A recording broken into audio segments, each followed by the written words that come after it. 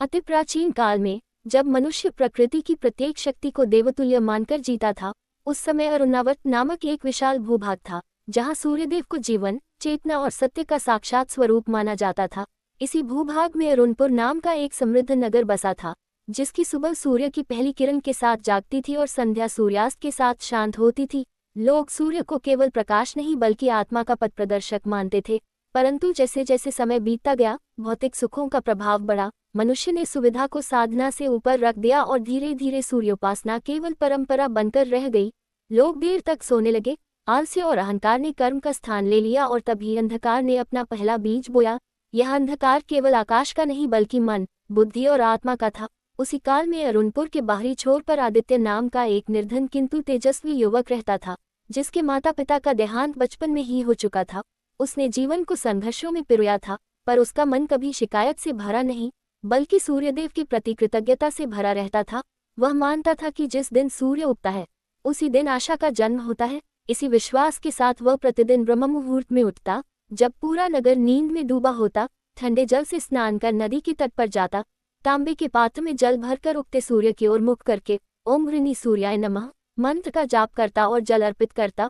उस क्षण उसके लिए न भूख का अस्तित्व होता न थकान का, केवल सूर्य और उसका भक्त होते। परंतु जैसे जैसे अरुणपुर में सूर्य से विमुखता बढ़ी, वैसे वैसे आकाश पर बादल स्थायी होने लगे, ऋतुएं असंतुलित हो गईं, दिन छोटे और रातें लंबी होने लगी। लोग इसे संयोग मानते रहे, पर ऋषि मुनि जानते थे कि यह चेतावनी है, सूर्यदेव की उपेक्षा का परिणाम। उसी समय नगर में एक रहस्यमयी घटना घटी। सूर्यास्त के बाद भी अंधकार पूरी तरह नहीं छंटता, मानो रात स्वयं रात से भी भयभीत हो।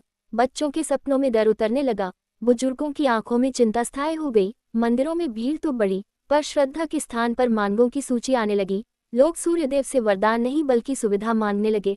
तभी पहली बार ऐसा हुआ कि सूर्य कई दिनों तक पूर्ण रूप से उदित नहीं हुआ, केवल धुंधली रोशनी रह जाती, जिसे लोग सूर्य का अस्तित्व मानकर संतोष कर लेते। पर आदित्य जानता था कि यह केवल बाहरी लक्षण नहीं, भीतर के अंधकार का प्रतिबिंब है। उसने अपनी साधना और कठोर कर दी। अब वह केवल अर्घ्य ही नहीं देता, बल्कि सूर्यास्त के बाद भी ध्यान करता, ये जानते हुए कि प्रकाश बाहर नहीं तो भीतर अवश्य जलना चाहिए। उधर नगर में अंधकार का प्रभाव बढ़ता गया।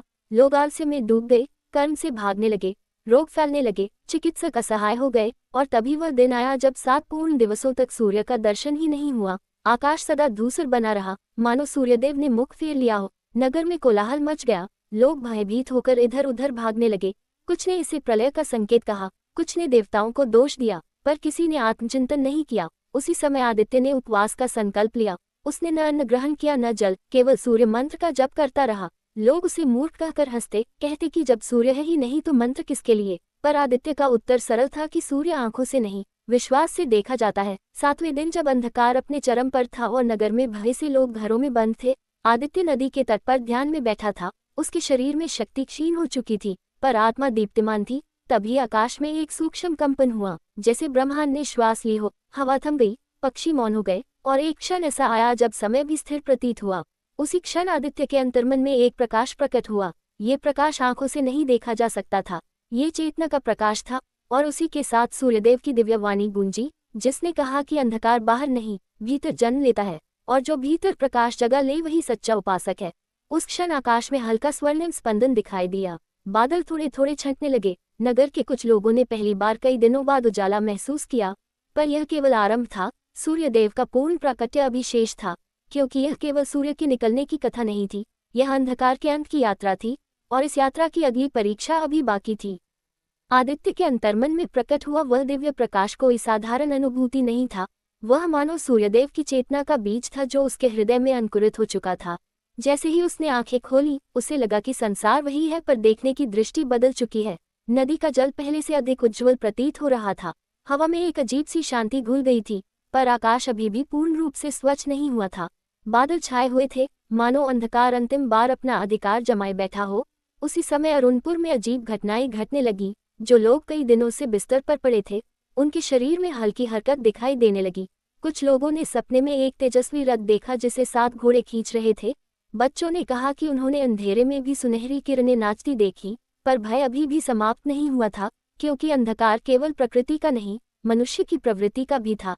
नगर के कुछ प्रभावशाली लोग, जो वर्षों से आलस्य और स्वार्थ में डूबे थे, उन्हें परिवर्तन स्वीकार नहीं था। वे नहीं चाहते थे कि सूर्य का अनुशासन और कर्म का संदेश फिर से लौटे, क्योंकि प्रकाश आने पर अंधकार में पलने वाले सारे छद्म उजागर हो जाते हैं। उन्हीं लोगों में एक था कलनेमी नामक व्यक्ति, जो बाहर से धर्म का दिखावा करता था पर भीतर से भय और अहंकार से भरा हुआ था।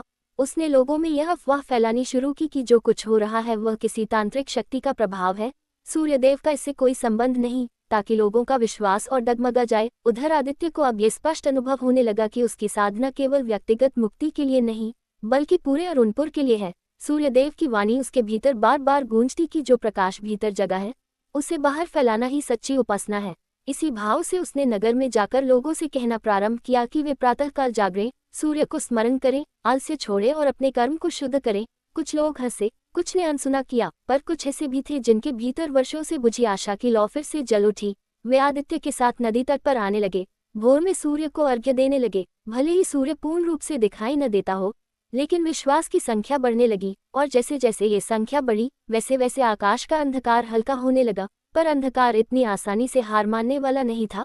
उसी रात जब पूरे नगर में हल्की उजास महसूस होने लगी, अचानक भयंकर आंधी आई, पेड़ उखड़ने लगे, दीपक बुझ गए और लोगों के मन में फिर भय समा गया। कालनेमी ने इसी भय का लाभ उठाया और घोषणा कर दी कि सूर्य की पूजा छोड़ दो, तभी शांति मिलेगी। कुछ कमजोर मन वाले लोग उसके साथ हो गए, मंदिरों में भ्रम फैल गया। उसी समय आदित्य को एक गहन स्वप्न आया, जिसमें उसने स्वयं को एक विशाल अंधकार में सागर के किनारे खड़ा देखा। सामने सूर्यदेव का रथ था, पर रथ आगे नहीं बढ़ पा रहा था, क्योंकि रथ के पहिए भय, आलस्य और अहंकार की जंजीरों से बंधे थे। सूर्यदेव ने उससे कहा कि जब तक लोग अपने भीतर के अंधकार को नहीं त्यागेंगे, तब तक बाहरी प्रकाश पूर्ण नहीं होगा। ये सुनते ही आदित्य की नींद खुल गई और उसे अपने जीवन की सबसे कठिन परीक्षा का आभास हुआ। उसने निश्चय किया कि अब केवल उपदेश नहीं, बल्कि स्वयं उदाहरण बनना होगा। अगले दिन उसने घोषणा की कि वह 7 दिनों का कठोर व्रत और मौन धारण करेगा, और हर दिन नगर के अलग अलग हिस्से में जाकर केवल सूर्य मंत्र का जप करेगा, बिना किसी भय के, चाहे अंधकार कितना भी गहरा क्यों न हो। लोग इसे पागलपन कहने लगे, पर कुछ श्रद्धालु उसके पीछे पीछे चलने लगे।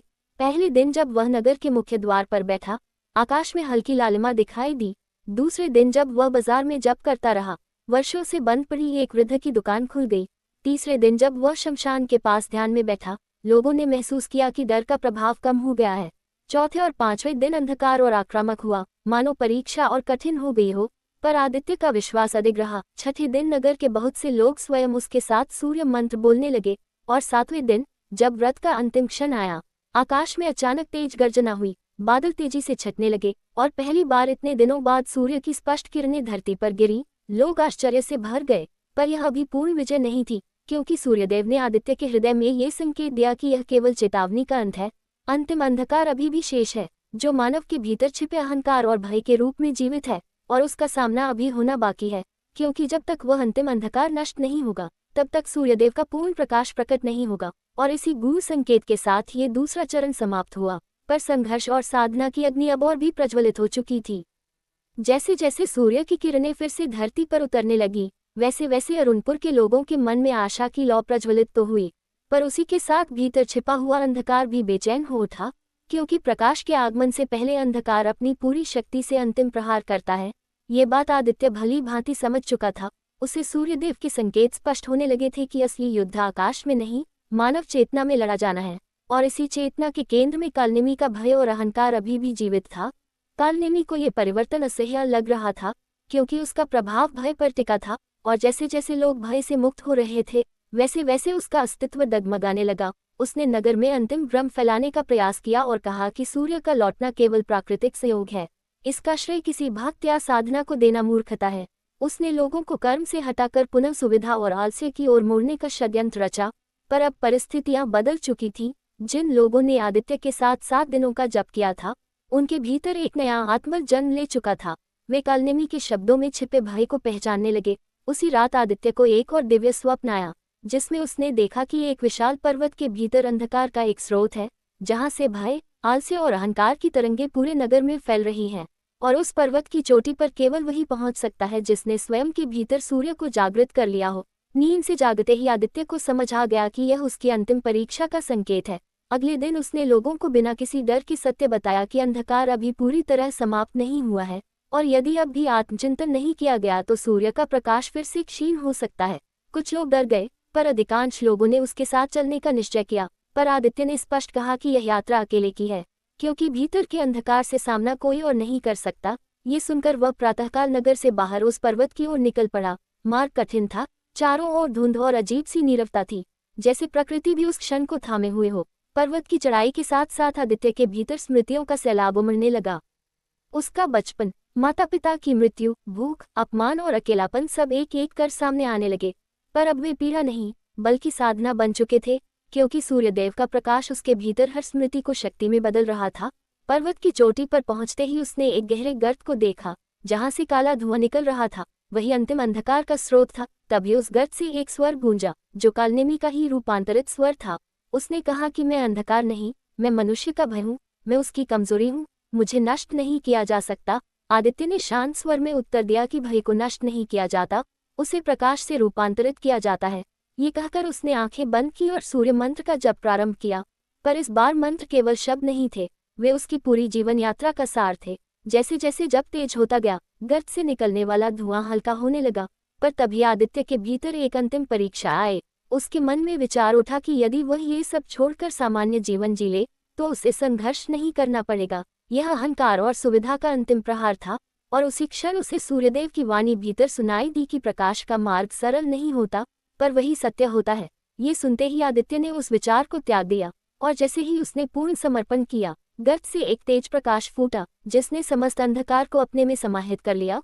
उस क्षण आकाश में सूर्य पूर्ण तेज के साथ प्रकट हुए। उनकी किरणें सीधे पर्वत की चोटी से अरुणपुर तक फैल गईं। नगर में लोगों ने पहली बार सूर्य को बिना किसी धुंध के देखा। भय समाप्त हो गया, आलस्य टूट गया और लोगों के मन में कर्म के प्रति आदर जाग उठा। उसी क्षण कालनेमी का प्रभाव समाप्त हो गया, क्योंकि जब भय मिटता है तो उसका नाम भी शेष नहीं रहता। आदित्य वही ध्यान में बैठ गया, क्योंकि अब उसका व्यक्तिगत अस्तित्व गौण हो चुका था। वह स्वयं सूर्यदेव की चेतना का वाहक बन गया था, और उसी क्षण ये स्पष्ट हो गया कि अंधकार का अंत बाहर नहीं, भीतर हुआ है। और जब भीतर सूर्य जागृत हो जाता है, तब संसार स्वतः ही प्रकाशित हो उठता है। पर सूर्यदेव की लीला यही समाप्त नहीं हुई थी, क्योंकि प्रकाश को स्थायी बनाने के लिए परीक्षा अभी और भी शेष थी। पर्वत की चोटी पर अंधकार के स्रोत के लुप्त होते ही प्रकृति में एक गहन परिवर्तन होने लगा, जैसे धरती ने लंबी सांस लेकर स्वयं को शुद्ध कर लिया हो। आदित्य अभी भी ध्यानस्थ अवस्था में था। उसके चारों ओर सूर्य की किरणें एक अदृश्य कवच की तरह फैल चुकी थीं, पर उसके भीतर कोई गर्व नहीं था, केवल शांति थी। वही शांति जो तब आती है जब व्यक्ति अपने भय और अहंकार को पीछे छोड़ देता है। उसी क्षण आकाश में दिव्य प्रकाश और प्रखर हो उठा और सूर्यदेव अपने पूर्ण स्वरूप में प्रकट हुए। उनका तेज नेत्रों से देखा नहीं जा सकता था, पर आत्मा उसे अनुभव कर रही थी। सूर्यदेव ने करुण और गंभीर स्वर में कहा कि हे आदित्य, तुमने अंधकार को जीतकर नहीं, उसे समझकर समाप्त किया है, क्योंकि जो प्रकाश से डरता है वही अंधकार कहलाता है। ये सुनते ही आदित्य के नेत्रों से अश्रु बह निकले। वह समझ गया कि उसकी साधना का उद्देश्य केवल संकट दूर करना नहीं था, बल्कि मानव को उसकी चेतना से परिचित कराना था। सूर्यदेव ने उसे बताया कि हर युग में अंधकार अलग रूप धारण करता है, कभी आलस्य बनकर, कभी भय बनकर, कभी अहंकार बनकर, और कभी सुविधा के मोह के रूप में। और हर युग में किसी न किसी को भीतर का सूर्य जगाकर उस अंधकार का सामना करना पड़ता है। ये कहकर सूर्यदेव ने आदित्य को आदेश दिया कि वह पुनः अरुणपुर लौटे और लोगों को ये सिखाए कि सूर्योपासना केवल अर्घ्य देने तक सीमित नहीं, बल्कि अनुशासन, समय पालन, परिश्रम और सत्य के मार्ग पर चलने का नाम है। तभी सूर्यदेव का प्रकाश स्थायी रहेगा। इसके पश्चात सूर्यदेव अंतर्धान हो गए, पर उनका तेज आदित्य के भीतर स्थायी रूप से स्थापित हो चुका था। जब आदित्य पर्वत से नीचे उतरा तो नगर के लोग उसका स्वागत करने के लिए पहले से एकत्र थे, पर उसने किसी सम्मान या पद को स्वीकार नहीं किया। उसने केवल इतना कहा कि यदि सच में सूर्यदेव को प्रसन्न करना है तो प्रातःकाल जागो, अपने कर्म को पूजा बनाओ और भय से नहीं, विवेक से निर्णय लो। उसके शब्दों में कोई चमत्कार नहीं था, पर उनकी सच्चाई में एक ऐसी शक्ति थी जिसने लोगों के हृदय को स्पर्श किया। धीरे धीरे अरुणपुर में जीवन की दिशा बदलने लगी। लोग सूर्योदय से पहले उठने लगे, बच्चों को आलस्य नहीं, अनुशासन सिखाया जाने लगा, व्यापार में ईमानदारी लौट आई, किसान सूर्य की गति के अनुसार अपने खेतों का समय निर्धारित करने लगे। रोग धीरे धीरे समाप्त होने लगे, क्योंकि मन और शरीर दोनों में प्रकाश प्रवेश कर चुका था। कालनेमी का नाम केवल कथा बनकर रह गया, क्योंकि जब भय समाप्त हो जाता है तो उसका स्मरण भी आवश्यक नहीं रहता। वर्षों बीत गए, आदित्य वृद्ध हो गया, पर उसके भीतर का सूर्य कभी क्षीण नहीं हुआ। एक दिन उसने लोगों को एकत्र कर अंतिम उपदेश दिया कि जब भी जीवन में अंधकार आए तो बाहर दोष मत ढूंढना, पहले भीतर देखना, क्योंकि सूर्य सदा उगता है, बस कभी कभी हम अपनी आंखें बंद कर लेते हैं। ये कहकर उसने नदी तट पर ध्यान लगाया और सूर्यास्त के साथ ही उसकी चेतना सूर्यदेव के प्रकाश में विलीन हो गई। उस दिन अरुणपुर में न शोक था न उत्सव, केवल एक गहरी शांति थी, क्योंकि लोग समझ चुके थे कि आदित्य चला नहीं गया। वह हर उस व्यक्ति के भीतर जीवित है जो अंधकार के सामने झुकता नहीं, बल्कि भीतर का सूर्य जगह लेता है। और इसी के साथ ये दिव्य कथा ये संदेश देकर पूर्ण होती है कि सूर्यदेव केवल आकाश का प्रकाश नहीं, बल्कि मानव चेतना के पथ प्रदर्शक हैं। और जब तक मनुष्य उनके गुणों, अनुशासन, कर्म, साहस और सत्य को अपनाता रहेगा, तब तक अंधकार चाहे कितना भी गहरा क्यों न हो, उसका अंत निश्चित है। आदित्य की देह से विलीन होने के बाद भी अरुणपुर में सूर्य का प्रकाश पहले से अधिक स्थिर और सजीव प्रतीत होने लगा, मानो उसकी चेतना ने नगर की धड़कनों में स्थान बना लिया हो। लोग समझने लगे कि किसी एक व्यक्ति का चले जाना अंत नहीं होता, बल्कि उसके द्वारा जगाया गया प्रकाश ही वास्तविक विरासत होता है। वर्षों तक आदित्य के उपदेशों को लोग केवल कथा की तरह सुनते रहे थे, पर अब वे जीवन की रीति बन चुके थे। प्रातःकाल का समय केवल सूर्य को देखने का नहीं, बल्कि स्वयं को देखने का समय बन गया। बच्चे जब सूर्य की पहली किरण के साथ उठते तो उन्हें ये सिखाया जाता कि जैसे सूर्य बिना किसी भेदभाव के सबको प्रकाश देता है, वैसे ही मनुष्य को भी अपने कर्म में निष्पक्ष होना चाहिए। वृद्ध लोग कहते कि सूर्य कभी यह नहीं पूछता कि कौन योग्य है और कौन नहीं, वह केवल अपना धर्म निभाता है। और यही बात आदित्य ने जीवन भर समझाई थी। समय के साथ अरुणपुर एक तीर्थ बन गया, पर वहां चमत्कार देखने नहीं, आत्मचिंतन करने लोग आते थे। कुछ यात्रियों ने पूछा कि यहाँ सूर्यदेव का कोई भव्य मंदिर क्यों नहीं है। तब नगर के लोग मुस्कुराकर कहते कि यहाँ मंदिर बाहर नहीं, भीतर बनाया जाता है, क्योंकि सूर्यदेव का वास्तविक निवास मानव चेतना है। इसी बीच कई पीढ़ियां बीत गईं, पर कभी कभी ऐसा होता कि फिर से आलस्य और सुविधा की छाया लौटने का प्रयास करती। तब बुजुर्ग बच्चों को आदित्य की कथा सुनाते कि कैसे एक निर्धन युवक ने बिना किसी शक्ति या पद के केवल अनुशासन, विश्वास और कर्म के बल पर अंधकार को पराजित किया था। ये कथा किसी युद्ध की नहीं थी, बल्कि आत्मविजय की थी। लोग समझने लगे कि अंधकार कोई बाहरी दैत्य नहीं, बल्कि भीतर का भ्रम है, जो तब जन्म लेता है जब मनुष्य सत्य से मुंह मोड़ लेता है।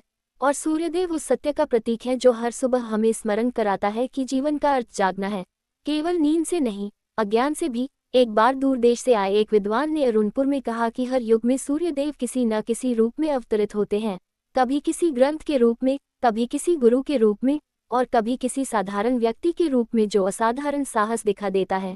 नगर के लोगों ने उत्तर दिया कि हमारे लिए आदित्य ही वह रूप था जिसने ये सिखाया कि यदि भीतर सूर्य जाग जाए तो बाहर का अंधकार स्वयं हार मान लेता है। कथा के अंतिम वर्षों में ये परंपरा बन गई कि वर्ष में एक बार लोग पर्वत की उस चोटी पर जाते जहां अंतिम अंधकार का स्रोत था, पर अब वहां कोई गर्त नहीं, केवल खुला आकाश और प्रकाश था। लोग वहां जाकर मौन धारण करते ताकि वे अपने भीतर के भय को सुन सके और उसे पहचान सके, क्योंकि आदित्य ने कहा था कि जिस भय को पहचान लिया जाए वही आधा समाप्त हो जाता है। समय के साथ ये कथा केवल अरुणपुर तक सीमित नहीं रही, दूर दूर के राज्यों में फैल गई। लोग इसे अलग अलग शब्दों में सुनाते, पर सार एक ही रहता कि सूर्यदेव का वास्तविक उपासक वह नहीं जो केवल अर्घ्य देता है, बल्कि वह है जो समय का सम्मान करता है, कर्म को पूजा मानता है और कठिन परिस्थितियों में भी आलस्य का आश्रय नहीं लेता। इस कथा का अंतिम और सबसे गूढ़ संदेश यही था कि अंधकार का अंत किसी एक दिन नहीं होता, वह हर सुबह होता है जब मनुष्य आंख खोलकर सत्य का सामना करता है। और इसी कारण सूर्यदेव को साक्षी माना गया है, क्योंकि वे प्रतिदिन उदय होकर हमें अवसर देते हैं कि हम फिर